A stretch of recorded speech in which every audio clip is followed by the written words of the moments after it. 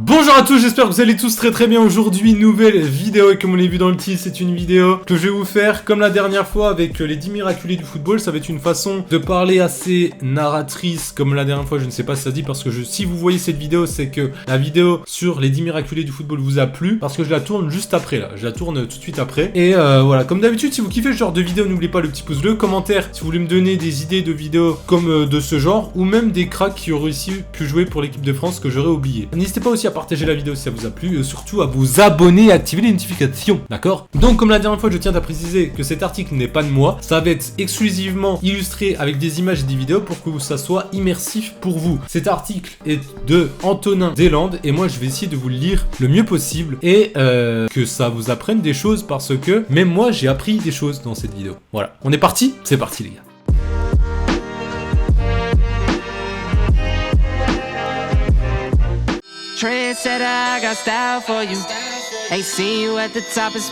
On commence avec Mehdi Benassia. Né à Courcouronnes, dans l'Essonne, d'un père marocain et d'une mère algérienne, le défenseur de la Juve possède la nationalité française. Et son parcours, commencé à l'INF Clairefontaine, laissait penser que le défenseur suivrait le chemin des Abou Diaby, Blaise Matuidi, Hatem Ben Arfa et consorts, en empruntant la voie rapide pour l'équipe de France. Benassia compte même plusieurs sélections avec les U17 de Philippe Bergerot. Mais lorsque la fameuse génération 87 remporte l'Euro en 2004, le franco-marocain n'est pas de la partie. Le manque de perspectives d'avenir dans les rangs français et ses solides attaches au pays de son paternel le convainquent d'opter pour le royaume crérifien. Mon choix de jouer pour le Maroc vient essentiellement du cœur et n'a aucun rapport avec mes résultats sportifs, a-t-il confié aux médias Emirach Al-Ain en 2016. Donc oui, vous auriez pu voir Mehdi Benassia avec l'équipe de France. Après, je trouve qu'on a quand même de très bons défenseurs centraux en équipe de France. Donc avait-il sa place? À vos réponses dans les commentaires.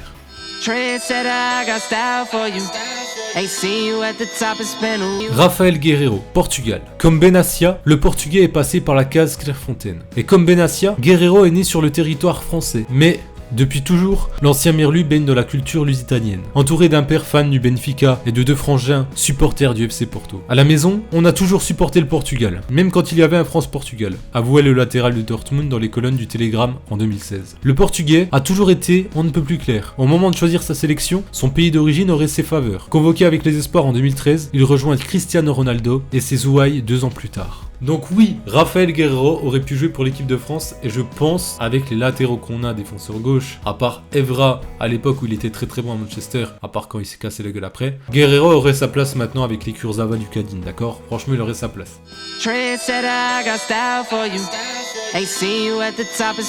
Là, on va parler d'un crack. Un vrai crack. Eden Hazard. Débarqué en France en 2005, à 14 ans, Eden Hazard était bien connu de la sélection française, avant même qu'il n'explose au plus haut niveau. En 2008, plusieurs représentants de la FFF lui proposent d'intégrer les Bleus, mais Hazard décline, avant de s'expliquer dans le quotidien belge Le Soir, quelques années plus tard. Cela n'a jamais été dans mes intentions. Je suis à 100% belge et fier de l'être. Et d'ajouter, amusé, la France, c'est ma deuxième patrie. Allez, disons que je suis belge à 99% et français à 1%. Et là, j'ai même pas besoin de votre avis dans les commentaires, après si vous voulez me le donner, vous me dites, hein. Mais Eden Hazard, il avait largement sa place en équipe de France, je l'aurais pris volontiers, mais tous les jours.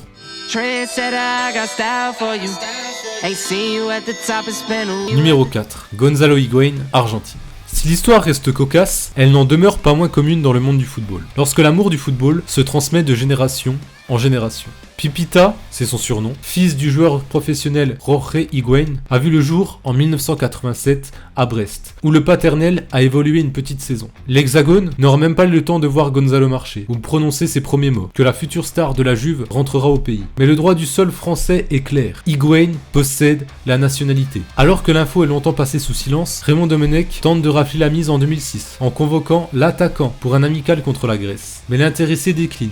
Le père souhaite en réalité bousculer la sélection argentine pour que celle-ci appelle le fiston. Bingo! En 2009, Diego Maradona convoque le joueur qui évolue alors au Real Madrid. Donc oui, on aurait pu avoir un Higuaín en équipe de France, mais je pense qu'à son plus haut niveau au tout début de sa carrière, il aurait eu sa place. Maintenant, je ne pense pas.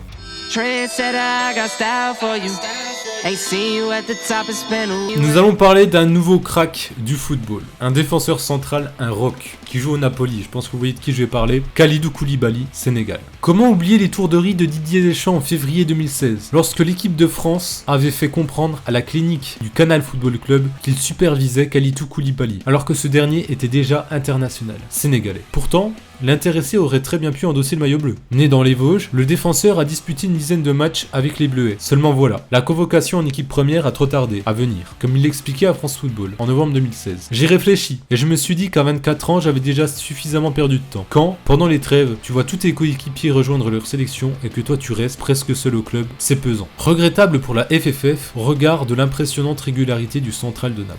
Eh oui, nous aurions pu avoir Kalidou Koulibaly en équipe de France. Et dites-moi dans les commentaires selon vous, mais moi je pense que maintenant, depuis 2 ans, il aurait eu sa place. Que ça soit remplaçant, aux côtés de Umtiti, Varane, j'en sais rien, mais il aurait pu avoir largement sa place.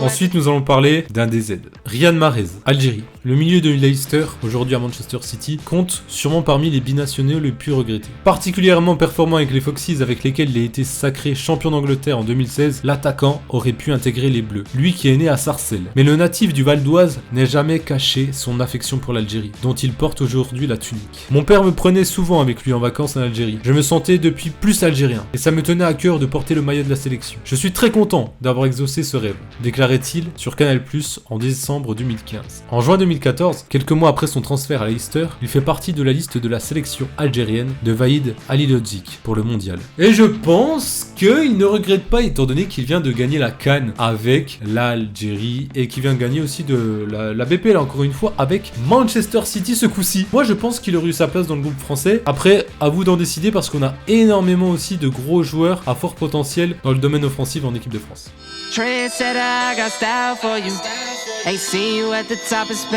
Nous allons parler d'un Arménien, Henrik Mkhitaryan, Arménie. À l'instar d'Higuaín, l'Arménien a vécu quelque temps en France, à Valence, où son père évoluait au début des années 90. À la différence près que le Gunner n'est pas né dans l'Hexagone et ne possède donc pas la nationalité française. Un avenir se dessinait pourtant en France pour la famille, mais le père, lorsqu'un scanner lui détecte une tumeur au cerveau, décide d'un retour au pays. Donc oui, Mkhitaryan aurait pu jouer pour l'équipe de France, cependant, je ne pense pas qu'il aurait eu sa place. Après des années auparavant, peut-être qu'il aurait pu avoir quelques sélections, je pense.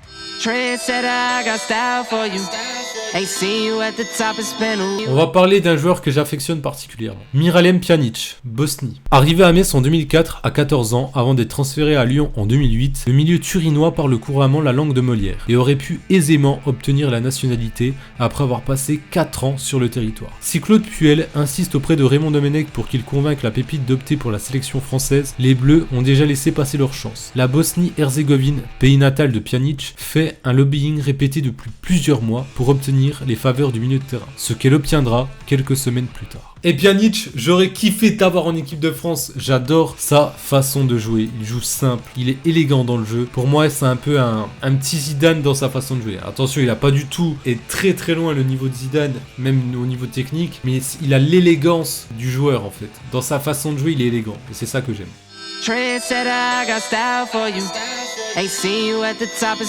Nouveau crack du football qui aurait pu jouer pour l'équipe de France. Leroy Sané, Allemagne. Je dis Leroy moi. Ok. Dans cette liste, Leroy Sané est celui qui est totalement passé sous les radars de la Fédération française de football. Pourtant, l'attaquant de Manchester City, dont le père n'est autre que Souleymane Sané, ancien attaquant franco-camerounais, avait la possibilité de demander un passeport français. Aujourd'hui encore, le jeune Leroy, qui ne nie pas ses attaches avec l'Hexagone, possède de la famille du côté de Toulouse. Mais dans un entretien, dans nos colonnes en octobre dernier, le Citizen avait répété son attachement à l'Allemagne, son pays natal. Je suis né et j'ai grandi en Allemagne. J'ai encore de la famille en France, mais je me sens allemand. C'est pour cela que j'ai décidé de porter le maillot de la Nationalmannschaft. Il n'a jamais été question de porter celui de la France ou du Sénégal. Je suis allemand. Au moins, ça a le mérite d'être clair, même si Leroy Sané ou Leroy Sané, moi je dis Leroy Sané et je crois que c'est comme ça qu'on le dit. J'aurais bien aimé l'avoir en équipe de France et je pense qu'il aurait eu sa place, je pense remplaçant, parce qu'on a beaucoup de cracks quand même en équipe de France, on a une génération dorée et c'est fort.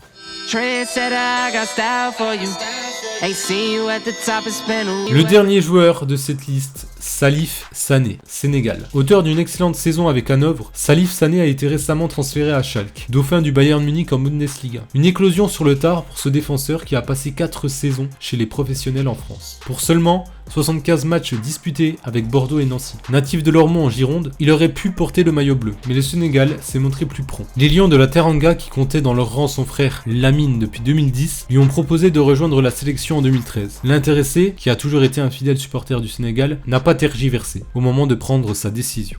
C'est la fin de cette vidéo, j'espère que tu as apprécié. Si tu as apprécié, n'hésite pas à bombarder cette barre de pouce bleu, à t'abonner, à activer les notifications, à partager la vidéo et à commenter la vidéo si ça t'a plu, et à me donner des idées dans les commentaires aussi de vidéos que tu voudrais voir. Je vous remercie d'avoir regardé la vidéo, prenez soin de vous, ciao ciao.